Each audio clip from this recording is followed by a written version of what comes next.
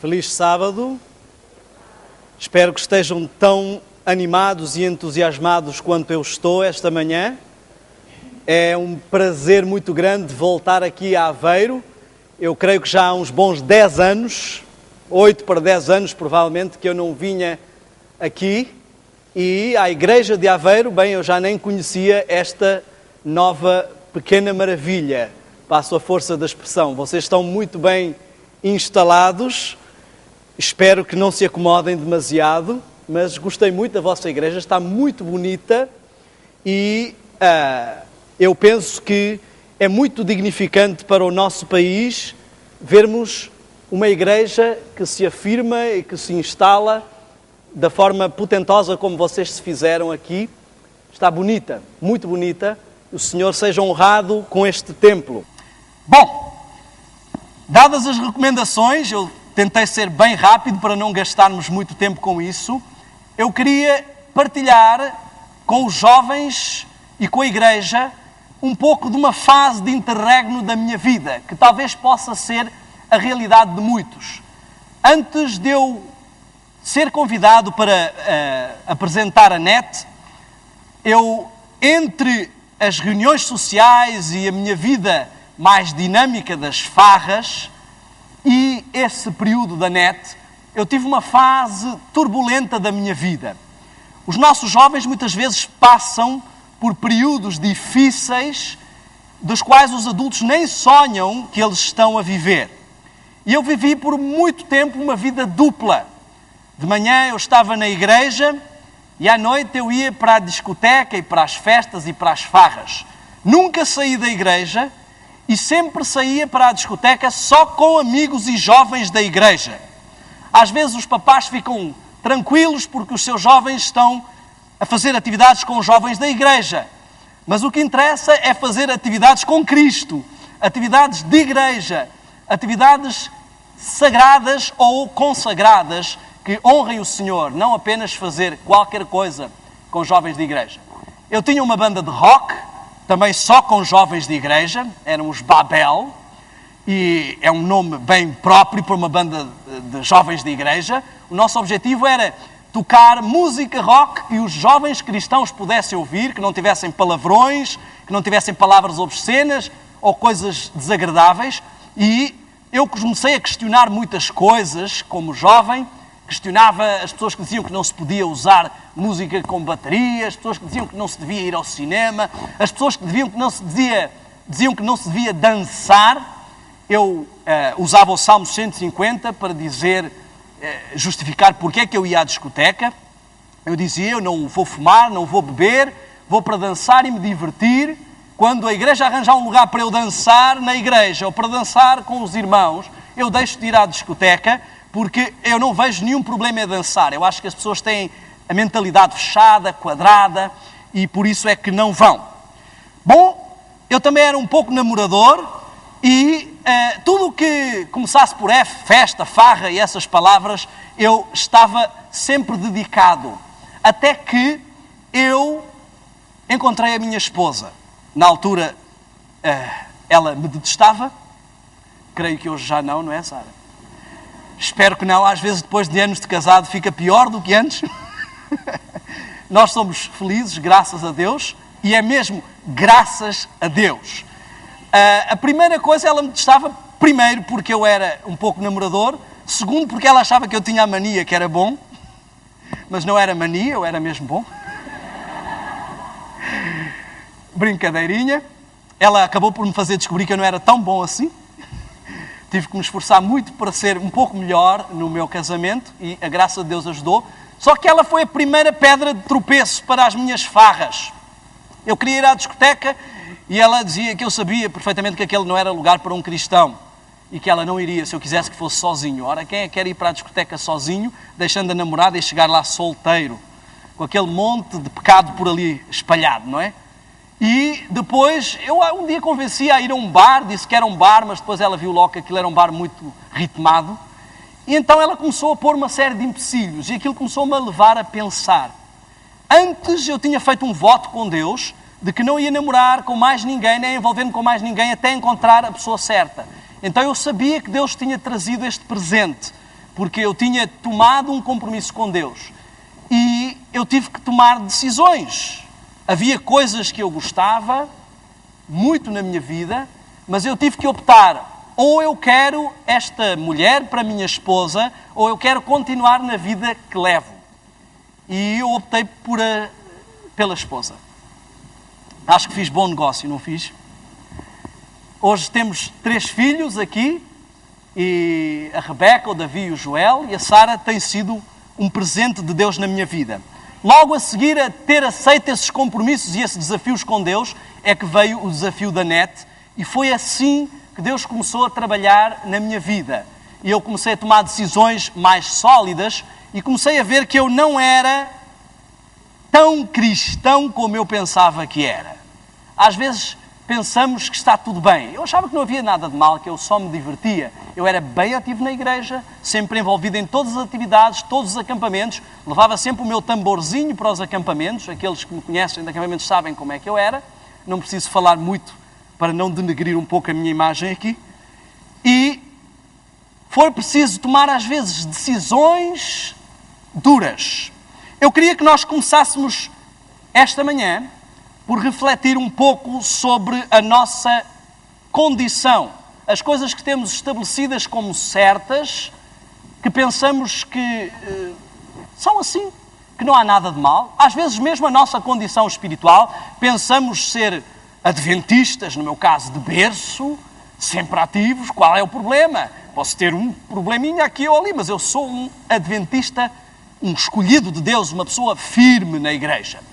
Eu queria que começássemos por ler um texto que todos conhecemos subejamente, no livro de Mateus, no capítulo 24. Este é um dos meus capítulos preferidos da Bíblia e eu penso que é um dos capítulos mais importantes que podemos encontrar. É quase ditado diretamente por Cristo. Ao abrir a palavra de Deus e para a inspiração do Espírito Santo esta manhã, que eu não quero usar as minhas palavras, eu sei que o Senhor tem uma mensagem esta manhã, não só para os jovens, eu queria convidá-los mais uma vez a curvar as cabeças para uma oração. Santo e poderoso Deus, estamos na Tua presença e eu sei que não há em mim mérito algum, por muito que possa haver dinâmica e vontade para falar. Sei que se não for o Teu poder, serão apenas palavras fúteis, palavras que podem até ser eloquentes, mas não serão de elevação espiritual. Por isso, esta manhã, ao abrir a Tua palavra, humildemente eu chego à Tua presença, Senhor, e peço que o Teu Santo Espírito opere em mim para falar e opere em cada um de nós para ouvir. Que, Senhor, este momento não possa ser apenas mais uma vinda tradicional à igreja, mas um dia em que o Teu Espírito fale à nossa mente e ao nosso coração. Um dia em que o Teu Espírito opere neste templo e que possamos sair para as nossas casas dinamizados, vivificados pelo Teu poder. Peço-te a presença dos Teus santos anjos neste lugar para a honra e glória do Teu nome e elevação espiritual e a presença do Teu Santo Espírito aqui, em nome de Jesus. Amém. Há aqui uma mensagem forte para aqueles que pensam ser a igreja escolhida de Deus. Não estou a dizer que a igreja não seja a escolhida, mas nem sempre os que estão na escolhida são os escolhidos. E mesmo para aqueles que pensam estar e ser os escolhidos, o mestre, que é aquele que faz a escolha, deixa aqui uma recomendação séria. No versículo 24 do capítulo 24. Fica muito fácil. Eu penso que até a providência divina nos capítulos e versículos ajudou nesta situação. Mateus 24, 24. Diz assim: porque surgirão muitos pagãos que farão tão grandes sinais e prodígios que, se possível, enganarão até os escolhidos. É isso que diz a vossa Bíblia? Diz o quê? Falsos quê? Cristos. Bom, falsos cristos. Será que o que Jesus quer dizer é: atenção, escolhidos, tenham cuidado, se virem alguém de cabelos compridos, que põe as mãos assim e fala com uma voz assim e diz: eu sou o Cristo, não se deixem enganar. será que é isto que engana os escolhidos? Será que o diabo é assim tão ingênuo que vai tentar enganar os escolhidos com este tipo de falsos cristos? O que é que Jesus quer dizer com falsos cristos que farão tão grandes sinais e prodígios que, se possível for, enganariam até os escolhidos? Falsos cristos estão implicados num sistema de falso cristianismo. Se lermos em Tessalonicenses, somos avisados por Paulo que nos últimos dias haverá uma grande apostasia e haverá um grande engano. E diz assim, que ninguém vos engana, cautelai-vos. O que está aqui a referir-se é que há todo um sistema de falso cristianismo. Nós podemos estar envolvidos num falso cristianismo e, por ser um cristianismo e não nos apercebermos de que é falso, aí está o perigo de, mesmo pensando que estamos escolhidos, estarmos a ser enganados.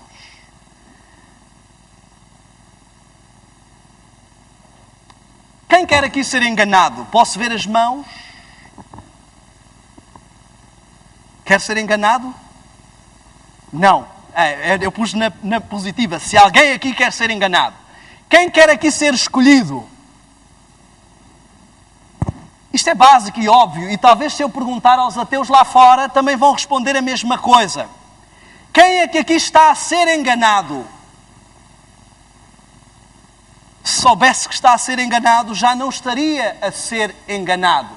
Então, normalmente, quando estamos a ser enganados, ou quando há algo no nosso cristianismo que não está correto, a tendência é não nos apercebermos disso.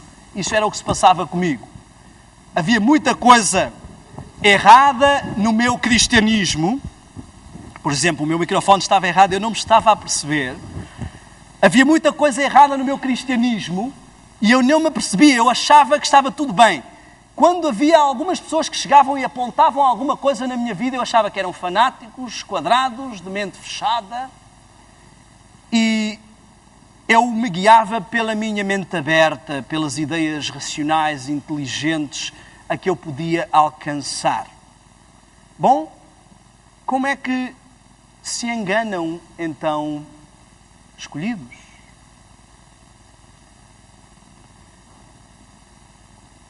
Escolhidos podem ser enganados com o paganismo, com o mundanismo.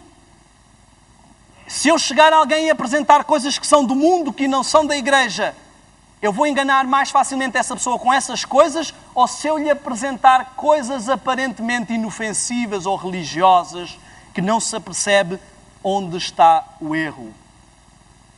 Muitas pessoas têm a tendência a dizer, não, virão falsos cristos, quando vier Satanás como anticristo, nós já sabemos que não é Cristo. Sabem porquê?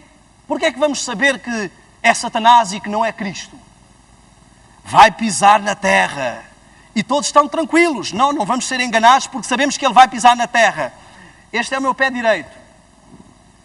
Vamos dizer que este é o chão. E eu queria fazer uma experiência bem simples. Eu queria que vocês me dissessem quando é que o meu pé direito, apesar do sapato, está a tocar no chão ou não. Estou a tocar com o pé direito no chão? Sim ou não? E agora? Não? Sim ou não? Estão a ter dificuldade? E agora? Está a tocar ou não? Estão a dormir já? Não ouço respostas. Sim ou não? Obrigado.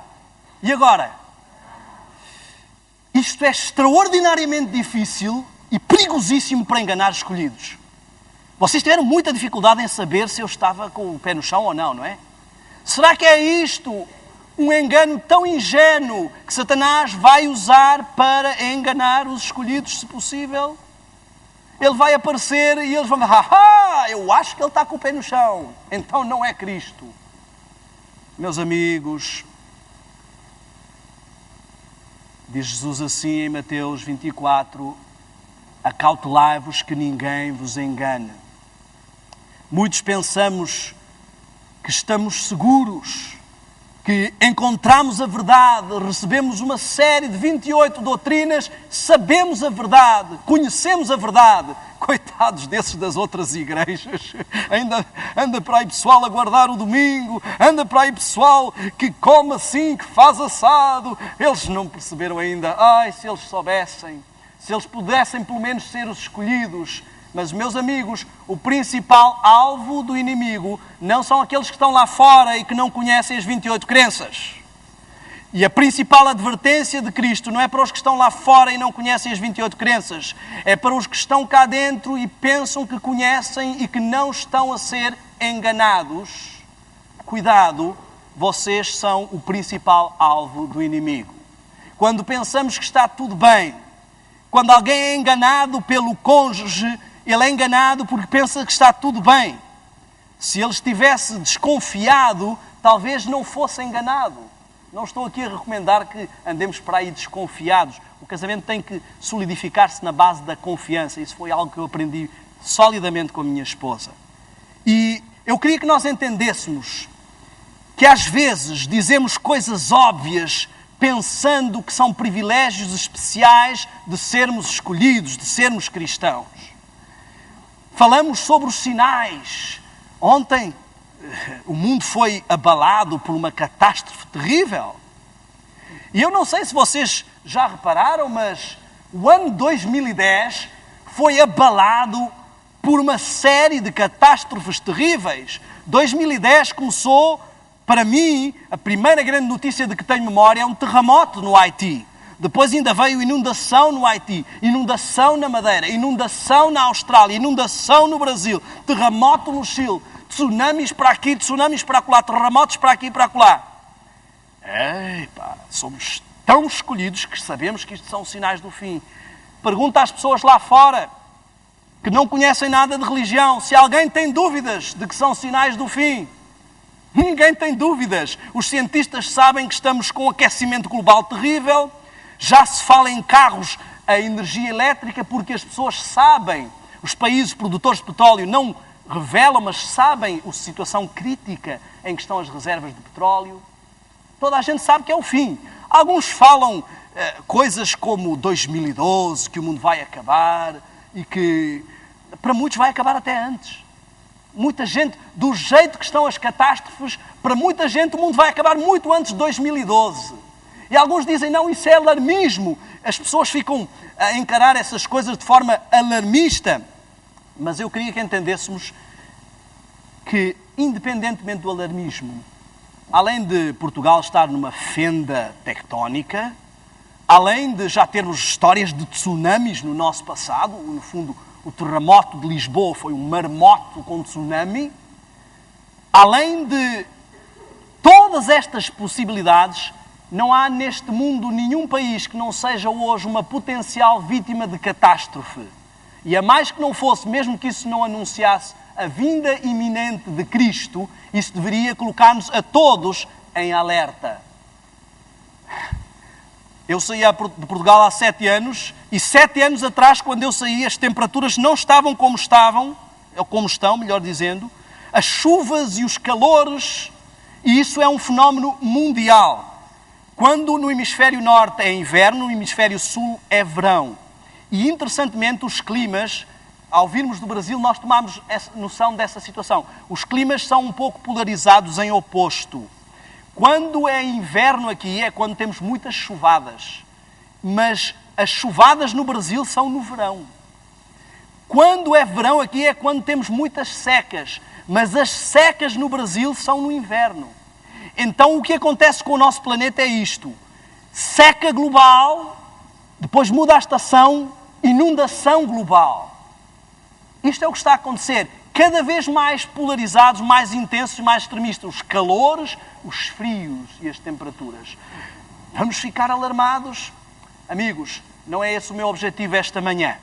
O meu objetivo apenas em falar disto é dizer que não pense que você é mais escolhido que os outros só porque já se apercebeu que o mundo está numa situação catastrófica, porque isso é o óbvio para qualquer ateu, para qualquer pessoa que não percebe nada de religião.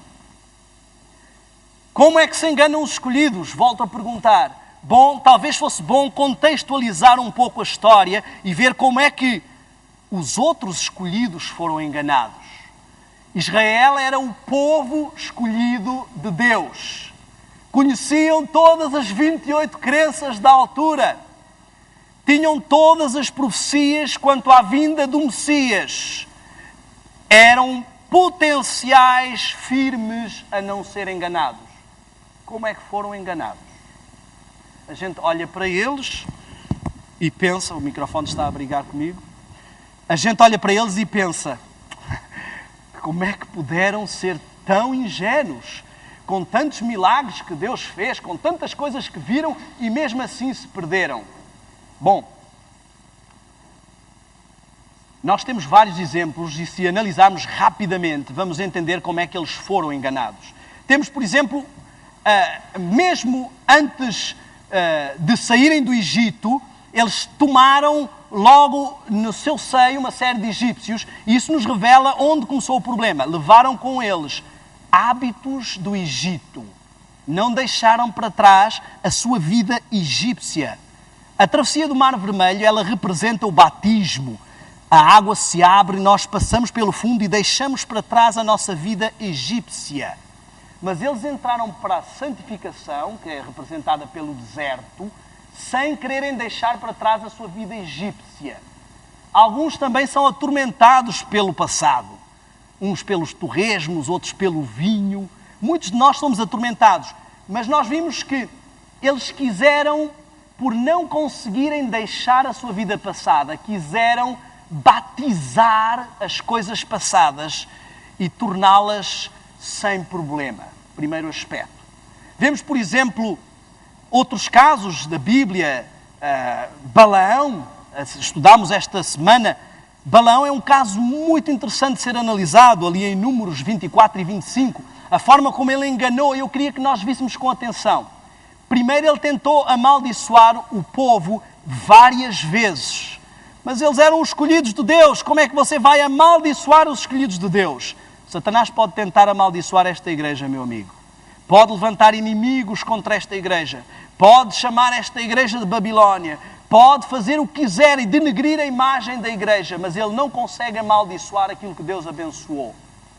Mas a história de Balaão nos mostra como é que Satanás pode amaldiçoar aqueles que Deus quer escolher e abençoar e que estão na igreja que Ele escolheu. O que é que Ele fez? Bom, já que não vão a mal, vão a bem. Eu vou arranjar uma festinha, umas coisinhas inocentes que não têm mal nenhum, porque eles estão muito atentos para o que é mau. Estão muito atentos para as doutrinas erradas.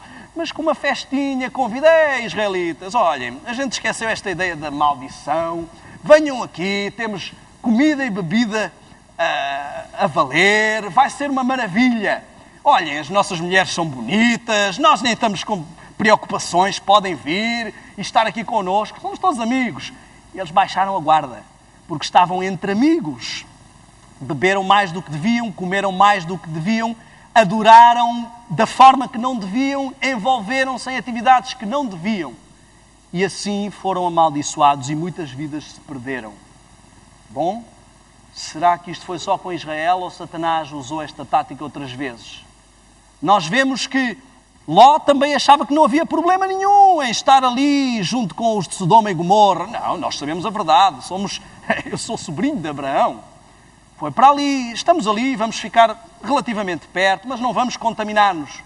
Como é que alguém está com a sua família numa cidade onde as pessoas praticam sexo livre na rua e onde recebem umas visitas e querem ter relações homossexuais em plena praça pública e ainda acha que não é a altura de sair?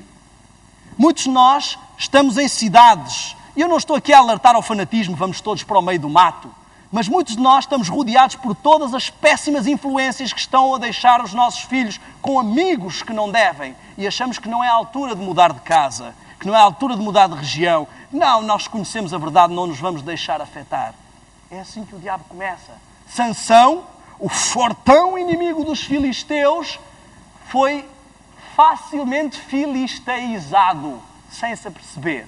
Não porque Dalila se apresentasse como uma inimiga, porque aí ele estaria atento, mas porque ela se apresentou como algo doce e agradável. Jesus não foi traído pela aspereza, mas por um beijo suave de Judas. E é assim que o diabo está a trair muitos escolhidos. Isto não é só a história de Israel, a história se repete. Satanás fez a mesma coisa no tempo de Constantino. Já que eu não estou a conseguir matar os cristãos, tive uma ideia melhor. Vou paganizar o cristianismo. Faz de conta que somos todos cristãos e vamos colocar umas coisinhas que não fazem mal nenhum. Afinal, um copinho à refeição, qual é o problema? Dizem até que o copo de vinho faz bem ao coração. Então eu não vou tornar-me um viciado. Afinal, uma roupinha um pouco mais ousada, eu não sou um alien. Eu também tenho que promover um pouco o meu produto, senão como é que eu vou casar? Afinal, uma noitadinha, uma farrazinha de faculdade, qual é o problema? Eu não vou para lá beber, eu não vou para lá fumar. E assim começam as pequenas condescendências. Já ouviram falar, com certeza, na história dos sapos cozidos lentamente. Se puser o sapo na água a ferver, ele pula logo para fora. Mas se puser na água fria e acender o lume bem brando e deixar o lume queimar, a água vai aquecer e o sapo não salta, porque é gradual. Satanás não nos empurra para a apostasia. Ele nos ajuda a deslizar suave e tranquilamente para essa apostasia. E muitos estão à espera de ver um momento brusco, mas não se apercebem que já estão longe. Se repararem, olhando para o relógio que está a conspirar contra mim neste momento, vemos muito claramente que o ponteiro dos segundos está a avançar.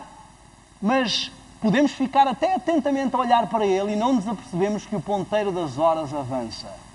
Mas quando demos por ela, as horas estarão bem longe. É isso que acontece com a vida espiritual de muitos. Nós vemos que muitos talvez estejamos com o nosso cristianismo como Judas. Judas estava tão envolvido com os discípulos de Cristo que pensou que também era um discípulo. Talvez alguns de nós estão tão envolvidos com a igreja que também pensam que são os escolhidos, que também pensam que são cristãos. Comparam-se com os vizinhos que levam uma vida, sinceramente, bem diferente da minha. Não guardam o sábado, comem carne de porco, olha alguns o que é que fazem ao sábado à noite, as farras em que vão, bebem grandes bebedeiros. Nós não fazemos nada disso, somos os escolhidos. Mas não são as raposonas que dão cabo da vinha, mas as raposinhas. São aqueles pequenos detalhes onde Satanás vai usar. As virgens, elas adormeceram por demorar-se muito tempo. E a igreja de Laodiceia não é um problema de ser uma igreja fria. É isso que a Bíblia diz lá. É uma igreja muito fria, por isso vou vomitar. Qual é o problema dela? Morna. Ela não se apercebe que nem é uma coisa nem outra. Ela acha que está quente e não se apercebe que está mais para o frio. E isso é o que mais deixa Deus perturbado, porque é o que menos dá hipótese de agir. Reparem que Jesus não disse assim: quem se opuser a mim é contra mim. Ele diz assim: quem não se assume firmemente por mim é contra mim. Qualquer adventista que não se assume firmemente por Cristo, mas que desliza para atividades que não são de Cristo, discretamente ou com pequenas condescendências, é inimigo de Cristo. E o pior é que não nota que é. Pensa que está quente, mas está morno, porque ele está-se a comparar com os frios. E comparando o frio com o morno parece muito quente. Amigos, somos advertidos para os últimos dias. Eu queria que ainda no capítulo 24 de Mateus nós víssemos o que está aí a dizer em relação aos dias de Noé e nos apercebêssemos do que é que Deus quer dizer ao seu povo.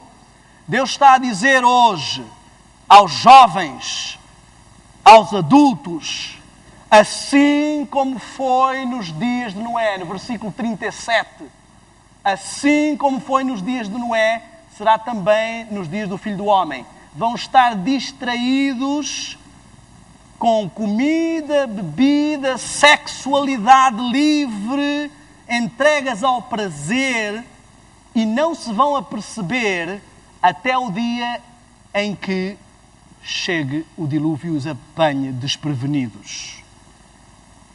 Não se aperceberam. Meus amigos, Noé não conseguia construir uma arca daquele tamanho sozinho. Ele teve a ajuda de inúmeras pessoas. E onde é que elas estão? 8 pessoas. 8 pessoas depois de 120 anos de pregação. Interessantemente, a Igreja tem levado esta mensagem por 150 anos. Já vamos a caminho de 160 anos. Imaginem o que é ao fim deste tempo todo só levarmos da Igreja 8 pessoas. É frustrante. Para um Deus que cria uma arca. Reparem, a arca tem um simbolismo, é uma proteção de Deus para salvar aqueles que querem ser escolhidos e salvos. Não é Ele, não é que fecha a arca, é Deus. Não somos nós que vamos fechar as oportunidades. Costuma-se dizer que a Igreja pode ter muitos defeitos, tal como a arca cheirava muito mal lá dentro, mas é melhor estar na arca do que lá fora no dilúvio. E nós temos que entender que a Igreja é como um barco. Ela tem que estar na água, mas ela não pode deixar que a água entre, porque senão ela vai afundar-se. Nós vivemos no mundo, mas não somos do mundo. E tem que haver uma distinção e uma diferença, não só por sermos diferentes. Diz que nos últimos dias muitos seriam levados por espíritos enganadores, doutrinas de demónio, diz 1 Timóteo 4:1. 2 Timóteo 3:4. Diz algo muito sério. Mais amigos dos prazeres do que amigos de Deus. Amigos, aqui está um dos grandes segredos do inimigo. Ei! Ele não vai trazer um bolo de moscas e dizer assim, olha, eu tenho aqui um bolo de moscas, queres uma fatia? Ninguém vai dizer um bolo de moscas. Ele vai trazer coisas apetitosas, coisas agradáveis, aparentemente inofensivas, aparentemente boas. Ele já sabe que todos nós não vamos beber café. Então, se ele quiser pôr cafeína nas veias dos adventistas, ele tem que lhes dar chocolate. Porque isso não tem mal nenhum. Fanatismo não comer chocolate. Mas tem cafeína até a bromina. Não bebes café, não há problema. Mas nós criamos clichês. Café é do diabo. Chocolate, apesar de ser preto, também não é. Alguns vão ao chocolate branco. Não sei se é racismo. Mas o que interessa é que ele encontra sempre formas muito interessantes de nos fazer consumir as mesmas coisas. Não bebes vinho? Não. Vinho, na minha igreja não bebemos vinho. Porquê? Porque a Bíblia diz que vinho ou bebida forte é escarnecedor. Que eu saiba, as colas e os refrigerantes são bebidas fortes. Você já viu o que é que acontece ao nariz? Quando bebe uma coisa daquelas? Cafeína, todas as coisas que possam ser viciantes, o caramelo, todo o tipo de estimulantes consumimos, desde que não tenham o rótulo de vinho. Clichês. Satanás gosta de trabalhar connosco com clichês, tabus. Criamos tabus com determinadas coisas. Elas são do diabo, mas as outras, quer dizer, toda a gente faz. Ninguém fica alcoolizado com uma cola, não é? É assim que ele trabalha. Ele trabalha com o subtil. Israel pensava que conhecia as profecias. Tinham todas as profecias. Mas eles não estavam a estudar devidamente. Era algo que tinham ouvido quando tinham feito o estudo bíblico e as 28 doutrinas, mas não estavam a acompanhar. Eu queria que fizéssemos um pequeno check-up esta manhã. Como é que estamos? Comparativamente aos outros escolhidos, reparem, Deus deixou o exemplo de Israel para nós não cairmos no mesmo erro. E será ridículo, diz que cair uma vez, à primeira todos caem, à segunda só cai quem quer, à terceira só cai quem é bobo. Alguns de nós caímos tantas vezes na mesma coisa. E Deus está-nos a mostrar aqui, repare, eles conheciam as profecias do Messias, chegou o Messias, disse, eu sou o Cristo enviado por Deus. esse indivíduo não tem nem dinheiro, não tem nem onde cair morto, não tem nenhum status. Quem é este indivíduo? Ele nem estudou nas nossas escolas, como é que ele chega e diz que? Olhem, porque eles não estavam a ler as profecias. Misturaram as profecias da segunda vinda, que Jesus virá como um rei, com as profecias da primeira, que vinha como alguém não tinha onde reclinar a cabeça. Um homem de dores. E nós? E eu? E tu? Se eu te perguntar acerca dos sinais, que sinais já se cumpriram e que sinais faltam cumprir, consegues traçar um quadro profético? Consegues saber em que momento profético estamos? Consegues saber qual é o próximo evento profético que vai acontecer ao povo de Deus? Se eu te perguntar acerca de chuva serôdia, o que antecede a chuva serôdia e o que procede à chuva serôdia, acerca de decreto dominical, isso é coisa de fanáticos, acerca do tempo de angústia, porta da graça, angústia prévia, pós-angústia, derramamento de pragas, 144.000, eu viria um grande ponto de interrogação na cabeça de muitos. A realidade é que somos tão ridículos como alguém que pensa que vai fazer a carta de condução. Vais fazer a carta? Vou fazer a carta. Epá, isto é maravilha, vou começar para aí a conduzir, pá, vai ser uma maravilha.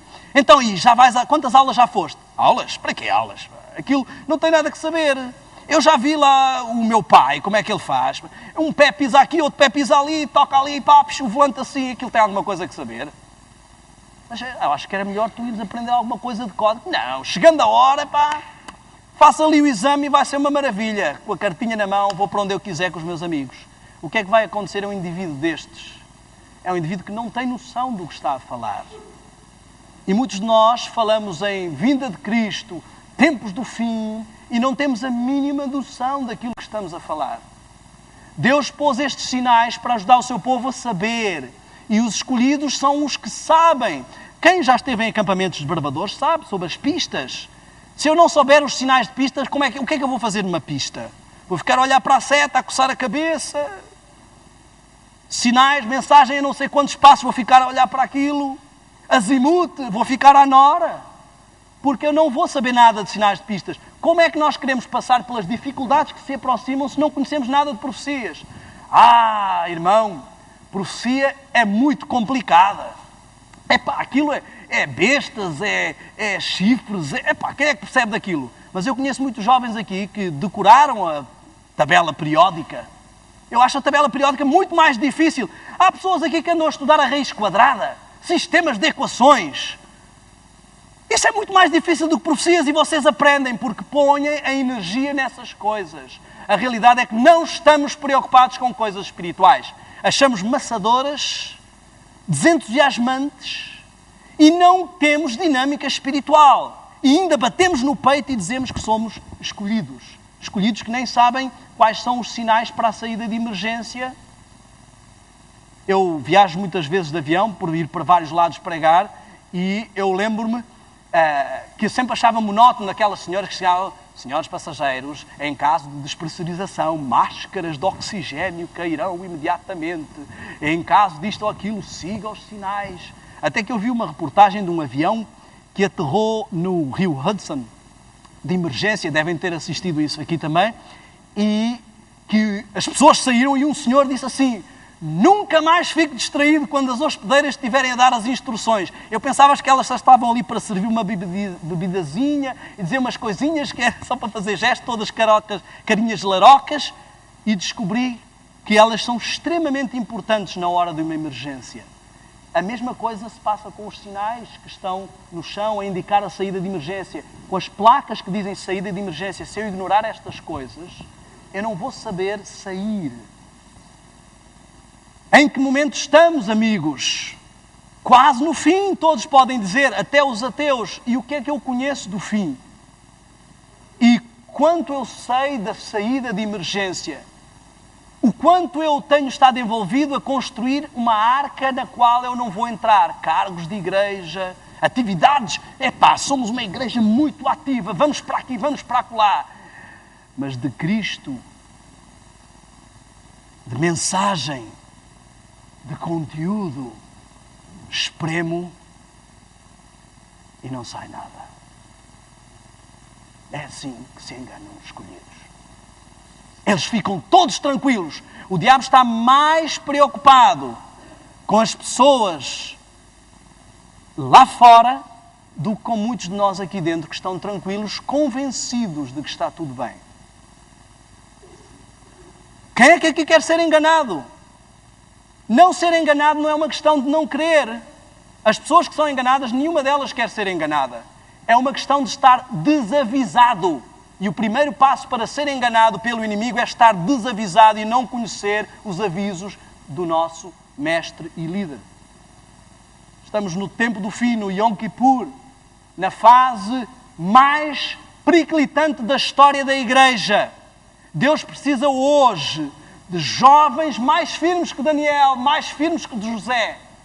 Ele precisa hoje de uma igreja mais fiel do que a igreja da Idade Média que foi perseguida. Porque o que vamos enfrentar agora, nenhum período da igreja enfrentou. E nós o que estamos a fazer? Sentados em cima da doutrina? Amigos, será que o diabo vai entregar a nossa salvação de mão beijada? Não é isso que a Bíblia diz. Diz que ele anda rondando como um leão. E alguns não estão a dar muito trabalho a este leão. Amigos, acham que o diabo anda a brincar? Acham que se vocês perdessem uma eternidade sabendo o que ficou no céu e soubessem que os outros vão para lá gozar essa vida eterna, vocês iriam ficar pouco chateados? Acham que ele passou 6.000 anos no inferno sentado sem saber o que fazer à espera que chegasse a destruição?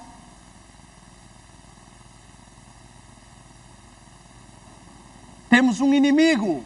E alguns vão para o campo de batalha como se estivessem na praia. Alguns estão em meio da missão e da batalha, no meio da igreja, como se estivessem de férias. Quem vai passear-se para o campo de batalha, o mínimo que pode acontecer é levar uma bala no meio da cabeça. E a alguns é isso que lhe vai acontecer espiritualmente, se não ficarem espertos, se não abrirem os olhos. Eu não quero que me interpretem mal. Eu estou a querer dizer-vos, porque sei que muitos podem estar na mesma situação que eu estava, pensando que está tudo bem. Somos uma pessoa totalmente envolvida com a igreja. A nossa vida está bem. Como é que ele engana os escolhidos? Adaptabilidade. Vamos nos adaptando a novas situações e vamos adaptando novas situações. Em vez de sermos transformados à imagem de Cristo, vamos transformando o cristianismo à nossa medida. Bem, há aí uns hinos muito quadrados, a gente vai dar um jeitinho aqui às músicas. Bem, há umas roupas que são do tempo de Ellen White, não há mal nenhum, é um pouquinho mais um pouco mais de ousadia. Bem, há aí alguns jovens que são muito quadrados. Somos subtilmente transformados. Ele nos deixa ficar em rotinas, hábitos, tradições, que pensamos que estamos a cumprir tudo. Não, Deus está tranquilo comigo, eu vou ao sábado. Todos os sábados estou na igreja. Sim? E como é que é a reunião de quarta-feira? Pessoas que não são capazes de sair de casa para vir à reunião de quarta-feira vão ser capazes, nas perseguições, de dar a vida por Cristo. Isto cabe na cabeça de alguém? Como é que Paulo morre perdendo a cabeça? Alguém aqui dos jovens é capaz de perder a cabeça pelo Evangelho? Não é capaz nem de perder uma festa? Não é capaz nem de perder uma roupa? Não é capaz nem de perder uma farra? Não é capaz nem de perder uma relação de amor? E é capaz de perder a cabeça e perder a vida pelo Evangelho? Amigo, abra os olhos. É assim que se enganam os escolhidos. Adaptabilidade, subtileza. A subtileza é o lubrificante, a graxa do inimigo para introduzir a apostasia. Porque se ele puser de uma vez, epá, isto aqui é do diabo. Mas quando ele põe devagar, ninguém nota. E estamos a pouco e pouco adaptando-nos por manobras de diversão, que é o que ele faz. Como eu disse, ele tentou vencer a igreja pela força, mas viu que não dava. E está agora a tentar vencer a igreja pela tranquilidade. Meus amigos, eu tenho andado por lugares do mundo onde eu tenho visto as condições em que irmãos nossos adoram a Deus. Pessoas que fazem 5 quilómetros, 10 quilómetros só para ir à igreja a pé. Pastores que vão e têm igrejas, 30 e tal igrejas. Conheci um pastor no norte do Brasil e ele só tem uma moto, outros têm bicicleta para ir para vários lados, quilómetros e quilómetros. Chegam a ter 30 e tal igrejas que estão a 100 quilómetros umas das outras. Irmãos que se reúnem em igrejas de tijolo. Irmãos que se reúnem em lugar onde não podem. Estivemos na Bolívia numa igreja dentro da prisão. Irmãos que não têm a possibilidade de estar como nós. Mas nós estamos tranquilos. É assim que se enganam os escolhidos. Amigos, Paulo disse em Gálatas 4,16: por acaso tornei-me teu inimigo por dizer-te a verdade? Eu não quero esta manhã criar inimigos aqui. Mas uma coisa eu não quero levar quando for à presença do Senhor. É a pergunta de que Daniel, eu te enviei àquela igreja para falar o que era preciso falar e tu não falaste nada e por causa de teres ficado calado, fulano e cicrano não foram advertidos. Reparem, a minha missão não é tomar decisões. Existem, vou falar um pouco para os jovens agora, existem uma classe de jovens que são os emos. Já ouviram falar dos emos? Conhecem emos? Os emos andam com um cabelinho assim, um jeito e tal, de uma forma um pouco... Não vou descrever. Emos, hoje em dia tornou-se uma espécie de estilo. Ela é gótica. Gótica significa que é muito pálida, parece que já morreu, mas ainda não foi enterrada. E que o cabelo é muito escuro, a pele é muito clara. É isso que é a perspectiva que os adultos têm do jovem. Nós fizemos uma entrevista quando estávamos com a televisão no Brasil, fizemos uma entrevista com umas jovens da favela que elas ouviam Evanescence. E elas diziam, eu identifico-me com Evanescence, porque quando eu estou deprimido eu vou lá e ouço aquela música, I'm going under. Quer dizer, eu estou a ir para baixo. E ela percebe. Outros ouvem Gabriel, o Pensador, porque ele percebe o meu problema. Ouvem os rappers e ele percebe o meu problema. E essas jovens praticavam automutilação. Porque elas viviam em depressão. Eu costumava fazer exercício ao som de Marilyn Manson. E achava que não havia nenhum problema. Mas os emos, eu queria que entendêssemos o fenómeno do emo, porque existem muitos emos espiritual. Emo é uma expressão que deriva de emotionally disturbed ou unadapted. E as pessoas são pessoas que não se enquadravam na sociedade, não se sentiam enquadradas nas conjunturas, nos padrões, sentiam-se marginalizadas, inadaptadas, mas depois começaram a perceber que havia outras pessoas como elas e começaram a criar uma espécie de grupo, uma espécie de clã, uma espécie de filosofia de vida. Então, tornaram-se tão numerosos que hoje os que não estão adaptados são quase mais ou mais proeminentes do que os que estão adaptados. Muitos de nós estamos a fazer a mesma coisa com o cristianismo. O pecado é uma anomalia, uma inadaptabilidade ao universo sem pecado. E nós estamos a transformar isso num estilo. A apostasia é um problema sério, mas nós descobrimos que há outros na igreja que também têm apostasia.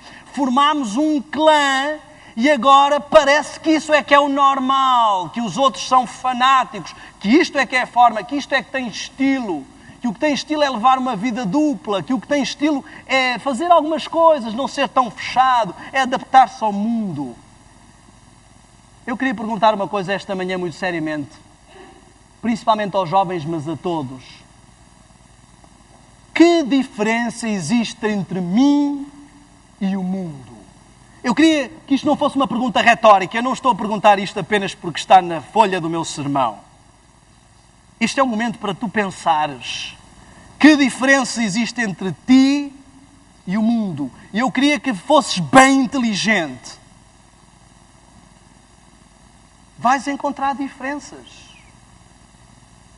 o diabo não é tão absurdo a ponto de nos fazer ser tão iguais ao mundo que não vejamos diferenças, porque senão iríamos descobrir. Ele não está preocupado em fazer-nos iguais ao mundo. Ele está preocupado em fazer-nos semelhantes o suficiente para estarmos corrompidos e diferentes o suficiente para pensarmos que não somos iguais. Será que estás demasiado semelhante ao mundo e isso afeta a tua espiritualidade? Mas demasiado ou suficientemente diferente para pensares que não és igual? Que diferença existe entre ti e o mundo? Estás preocupado com as coisas materiais? O mundo também. Estás preocupado com o trabalho, com a faculdade, com o mestrado? O mundo também. Estás preocupado em correr atrás de dinheiro, porque se a gente não trabalhar, quem é que paga as contas? O mundo também. Estás preocupado em acompanhar a moda, não ficar para trás, não ser retrógrado, ter um certo estilo no meu vestir, que reflita a minha personalidade? O mundo também. Dás mais valor à Bíblia ou dás mais valor à ciência? Porque se dás mais valor à ciência do que a essa retrógrada da Ellen White e da Bíblia, o mundo também. Não tens tempo, nem gosto, nem paciência para as coisas espirituais, nem entusiasmo, o mundo também. Estás a vestir-te de forma semelhante a eles? Comes, tirando ali o presunto, o porco, mas o teu sábado à noite, as tuas pizzas, o teu fast food, é igual. A tua forma de divertir-te é igual. A música que tu ouves é igual. Qual é a diferença entre ti e o mundo? Porquê é que vais ser escolhido e Deus vai queimar os outros todos? Só porque dizes ser diferente? Muitos de nós já nem queremos realmente ir para o céu. Quem é o jovem que quer ir para um lugar onde não há McDonald's, não há cinemas luz ao mundo, não há Blockbuster, não há Nintendo, Wii, não há nada das farras, nem festas, nem tunas de faculdade, nem queima das fitas? Quem é que quer estar num lugar tão monótono, passar a eternidade a tocar uma harpa e de nuvem em nuvem? A maior parte de nós já nem quer ir para o céu. E isto não são só jovens. Muitos de nós não queremos mais ir para o céu. É uma coisa que queremos, mas depois de curtir tudo aqui, Senhor, eu quero que tu venhas, vem depressa, mas não antes de eu casar. Eu não quero morrer sem experimentar o sexo. E no céu não vai haver. Mas pensa bem. Se Deus tirou o sexo e continua a chamar aquilo de paraíso, imagina o que Ele não pôs no lugar disso. Temos que parar para pensar. Sabem, Einstein disse assim: loucura é continuar a fazer exatamente a mesma coisa e esperar resultados diferentes. Loucura é continuar a fazer as mesmas coisas que o mundo faz e esperar ter espiritualidade forte, e esperar ir para o céu, e esperar ser um escolhido, e esperar não ser enganado. Isso é loucura. Isso é adaptabilidade. Isso é o engano. Amigos, quanto tempo passamos diariamente com Deus? Muitos de nós não passamos mais tempo com Deus do que o mundo. Muitas pessoas aí fora também fazem uma oração de manhã, à pressa para ir para o trabalho. Toda a gente aí fora quer que Deus abençoe a vida delas. Não somos só nós. Quanto tempo dedicas diariamente, semanalmente, mensalmente ao evangelismo, à missão? O diretor de trabalho missionário normalmente tem que arrastar as pessoas, tem que quase suplicar. Eu conheço lugares nos Estados Unidos onde o pastor dá dinheiro para trazerem gente. Ele dá dinheiro para trazerem gente. Eu digo-vos uma coisa com toda a sinceridade. Se fôssemos escolhidos, a primeira coisa que faríamos era dizer a toda a gente. Quando eu comecei a namorar com a Sara, eu não conseguia ficar calado. E qualquer pessoa aqui, quando começou a namorar, não conseguia ficar calado. Se gosta mesmo de alguém, não consegue ficar calado. Tem que dizer a toda a gente. Se nós temos que ser arrastados para falar do Evangelho, é porque o Evangelho não significa nada na nossa vida. Ah, não, mas eu não ponho as outras coisas em primeiro lugar, ponho sempre Cristo. São os primeiros 2 segundos do meu dia, porque o resto eu tenho tempo para mim, para fazer o que eu quiser. Que lugar ocupa Cristo na tua vida? Sê honesto. Eu não estou a pedir que levantes a mão, responde para ti mesmo. Mas não adianta continuares a enganar a Deus, porque só estás a enganar a ti mesmo. Às vezes pensamos que estamos a agarrar um pouco das 2 vidas, mas não é possível. Jesus foi claro, não é possível servir a 2 senhores. E nunca saberemos o prazer de servir a Deus se não pularmos. É como pular de paraquedas. Sabem? Eu já fiz muita coisa divertida da minha vida e nunca fui tão feliz como hoje sendo um missionário. Eu passo de manhã à noite preocupado com as coisas de Deus e nunca fui tão feliz, nem na discoteca, nem com a banda, nem a tocar baixo, nem a andar de moto a 260 km horários. Mas para isso eu precisei tomar decisões. Deus me encostou à parede e disse, ou dentro ou fora, ou sim ou sopas, ou quente ou frio.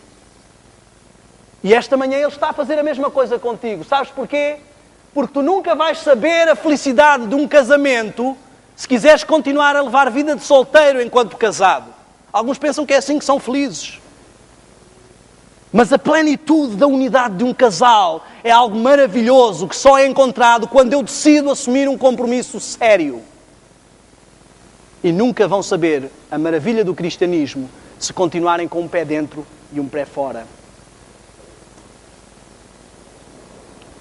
Alguns talvez estejam a dizer, irmão Daniel, eu queria, mas eu não consigo. É tanta coisa boa lá fora. Eu vivo, olha, eu estudo junto com pessoas que são tentações todos os dias. O irmão não sabe a dificuldade que é eu conseguir, pelo menos, manter-me, pelo menos tão bonzinho como eu consigo. Eu queria mesmo ser um cristão às direitas. Sabem, quando a gente escreve no Facebook ou no chat, no Skype, sei lá, e põe 2 pontinhos e um circunflexo para baixo. Esta é a realidade cristã de muitos de nós, muitos jovens. Tristeza, apatia, frustração. Eu queria, mas não consigo. Eu queria dizer que eu não vim aqui esta manhã para criticar e apontar as vossas vidas. Eu queria dizer que eu vim aqui esta manhã exatamente para dizer que eu era um mundano e não notava, mas pensava que era apenas um cristão radical de mente aberta. E eu queria dizer que é exatamente por causa disso que eu estou aqui para esta semana de oração. Para partilhar o que eu descobri, o que Deus me mostrou na minha vida que me estava a bloquear a força espiritual para ser um cristão feliz, entregue, dedicado a Cristo, preenchido pelo cristianismo. E é por isso que eu aqui estou. Eu vim para lhe dizer que eu era um traste espiritual, com pretensões de cristão escolhido.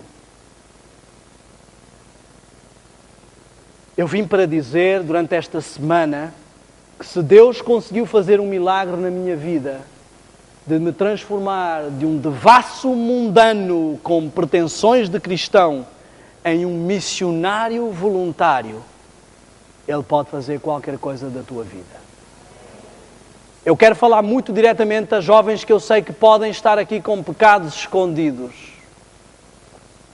Eu sei que muitos jovens podem estar aqui envolvidos com masturbação, podem estar aqui envolvidos com sexo livre, com vidas duplas que nem os pais, nem o pastor, nem o ancião sonham. Essas coisas são muito boas, muito agradáveis, mas não valem nada considerando aquilo que Deus tem para nos dar. E o diabo é muito esperto, ele apresenta tudo o que há de melhor, tudo o que é agradável, tudo o que é bom, apetecível, porque sabe que não estamos a ver o resto. Eu quero dizer que o motivo porque eu estou aqui esta manhã e porque eu vou estar aqui, se Deus quiser, esta semana, é para dizer que é possível deixar de ser um puro laodiceiano e passar a ser um laodiceiano puro. Eu quero dizer que esta semana nós vamos falar sobre algumas coisas que nos vão ajudar a entender porque é que Deus coloca poder na nossa vida para vencer e essas coisas bloqueiam. Nós não vamos falar dos podes ou não podes. Vamos falar do que é que o inimigo utiliza para os escolhidos.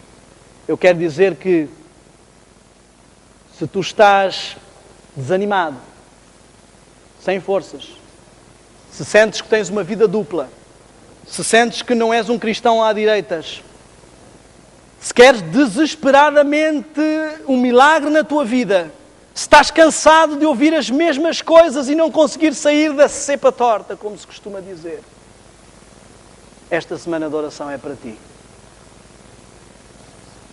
Eu vim aqui para partilhar que há um Deus que tem o poder de transformar jovens de trastes espirituais em vitoriosos, valorosos cristãos verdadeiramente radicais.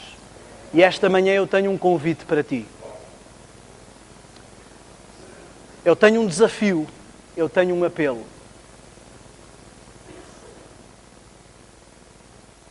O meu apelo é um pouco contrário a muitos apelos que são feitos aqui, mas eu quero dizer-te esta manhã, se tu preferes essa vida miserável que o diabo te quer oferecer de prazeres momentâneos e fúteis, toma a decisão agora.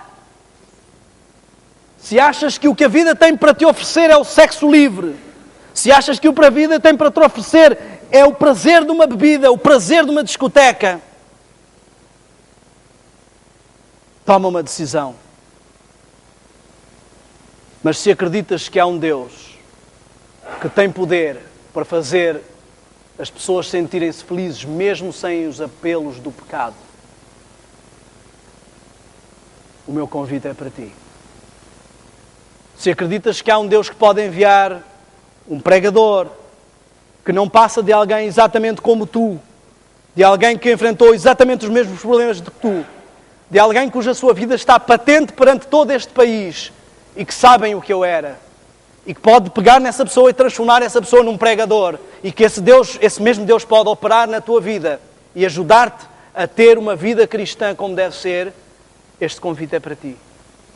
O meu primeiro convite e o meu primeiro desafio é que venhas todas as noites. Não faltes nenhuma. Olha, eu não estou minimamente preocupado se esta igreja está vazia ou cheia porque eu quero falar ou eu quero que me ouçam. Eu já preguei em lugares, já viajei quilómetros, às vezes para falar para 1, 2, 3 a 5 pessoas. Isso não me faz diferença. Mas eu sei que nós temos terríveis tradições em Portugal. Tradições de que somos um país frio. Somos da Europa, já sabe que somos frios, isso não existe no céu. No céu existem cristãos ativos, entusiasmados pelo cristianismo. E Deus estende esta semana um convite. Se queres ver uma mudança, tens que fazer alguma pujança. Fazes esforços para ir a tantos lugares. Esta semana Deus te pede um esforço para vir aqui. E eu tenho um desafio para todos. Ainda mais difícil do que vir aqui. Esta semana nós vamos falar sobre os mídia, sobre a indústria cinematográfica, sobre a indústria da música, sobre a indústria da alimentação, sobre as coisas que nós gostamos. E eu quero dizer claramente que eu não vou falar de coisas de que não gosto. Eu estudava cinema e TV, estava a dirigir uma rede de televisão, tinha uma banda de rock. Eu vou falar exatamente das coisas que eu gosto, das coisas que me dominavam. E nós vamos ver várias coisas. Então eu quero fazer um desafio sério. Eu quero convidar-te esta semana a fazer um jejum, a semana toda. Mas não um jejum de comida. Um jejum de lixo. Como é que tu queres continuar a comer lixo e ter como resultado uma vida espiritual boa? Esta semana eu tenho um desafio, não é só para os jovens, é também para os de maior idade. Eu não estou aqui a dizer que a televisão é do diabo, o cinema é do diabo, os filmes são do diabo, o hambúrguer é do diabo. Não estou a dizer nada disso. Um jejum, ficamos às vezes sem comer comida. Não quer dizer que estamos a dizer que a comida é do diabo. Nós vamos falar sobre isto esta semana, mas eu quero desafiar-te esta semana a fazeres o seguinte. Não consumires televisão. Sei que alguns já estão em pânico. Isto inclui o DVD e o vídeo. Quero-te desafiar esta semana a não consumir carne. Este homem é radical. Ai, a B12! Coitado do povo de Israel, morreu todo sem B12, 40 anos no deserto sem comer carne. Na realidade, eles comeram carne e tiveram B12 em excesso, foi o que os fez morrer. Quero desafiar-te esta semana. Eu não quero pôr tabus. Tudo aquilo que tu sabes que é um lixo na tua vida. Eu não estou a pedir que passe o resto da vida sem estas coisas. É só uma semana. Alguns estão a dizer assim, é uma semana. Isto deveria dizer-nos o quão dominados estamos por uma série de coisas que não vai haver no céu.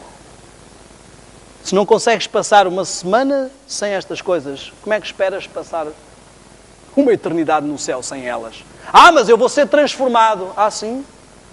Que Deus cruel. Vai transformar a ti e os outros que estão lá no mundo, porque é que Ele não faz plim, plim, plim, transforma toda a gente, vamos todos para o céu, que maravilha. Deus não quer arrastar pessoas para o céu, transformá-las automaticamente. Para o diabo dizer assim, pois, obrigado, assim também eu. Eu queria ver se eles tivessem que escolher as coisas que tu ofereces. Se eles iam para o céu. Eles foram todos arrastados. Ninguém quis largar o McDonald's, ninguém quis largar o fast food, ninguém quis largar o cinema, ninguém quis largar o sexo. Ficaram todos à espera da transformação imediata. Deus quer testemunhar a este universo que seres livres escolhem servir o Senhor e obedecê-lo. Que seres livres decidem ir para o céu e abandonar prazeres por algo melhor. E esta semana eu faço esse desafio.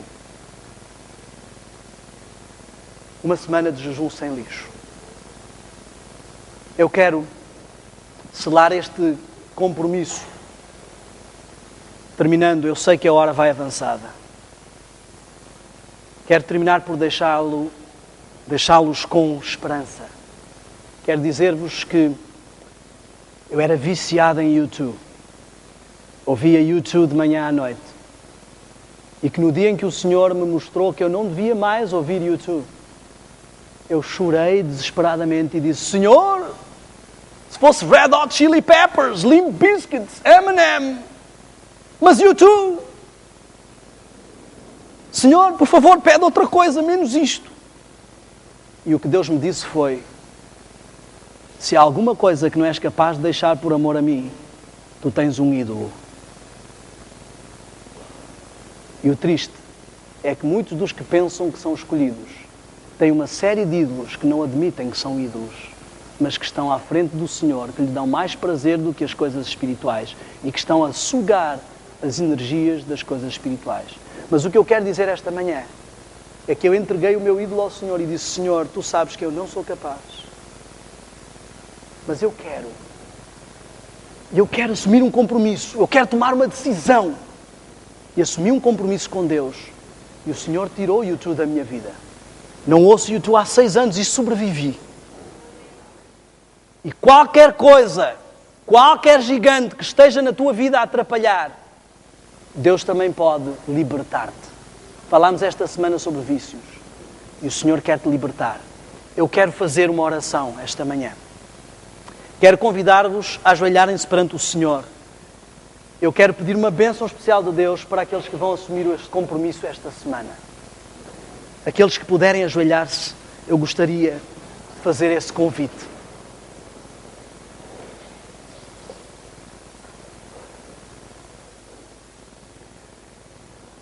Senhor Deus Todo-Poderoso que habitas nos céus, em nome e nos méritos de Jesus, vimos esta manhã a Tua presença. Sabemos, Senhor, que o Teu Santo Espírito esteve aqui. Sabemos que os Teus santos anjos estão neste lugar. E sabemos que temos à nossa disposição todas as forças do universo para nos ajudar a vencer qualquer coisa pelo Teu poder. Senhor, sabemos que se quisermos, se assumirmos compromissos no Teu poder, podemos vencer o que quer que seja. Por isso vimos esta manhã, porque queremos exercer fé em Ti. Fé para acreditar que Tu podes libertar. Fé para acreditar que qualquer jovem envolvido no que quer que seja pode tornar-se um servo fiel de Cristo pelo Teu poder. Senhor, esta manhã eu quero pedir poder para aqueles que vão assumir compromissos. Poder para ultrapassar, poder para assumir decisões. E que, nesta manhã, cada um deles coloque no altar, entregue a Ti o seu problema. Aqueles que estão com problema com sexo, aqueles que estão a fumar às escondidas, aqueles que estão a beber e ninguém sabe, que parem de se preocupar com o mundo, que parem de se preocupar com o pastor e com o ancião e que se preocupem com a sua vida eterna e que decidam, nesta manhã, entender que o Espírito Santo lhes fala à mente e ao coração e acreditar que Deus pode tirar isso da vida deles e fazê-los felizes e ponham esse vício no altar. Aqueles que pensam que levam vidas cristãs às direitas, mas que não se apercebem de que não são cristãos ativos, que ponham a sua indolência laodiceana no altar. E, Senhor, recebe e liberta-nos destas coisas. Te pedimos em nome de Jesus. Amém.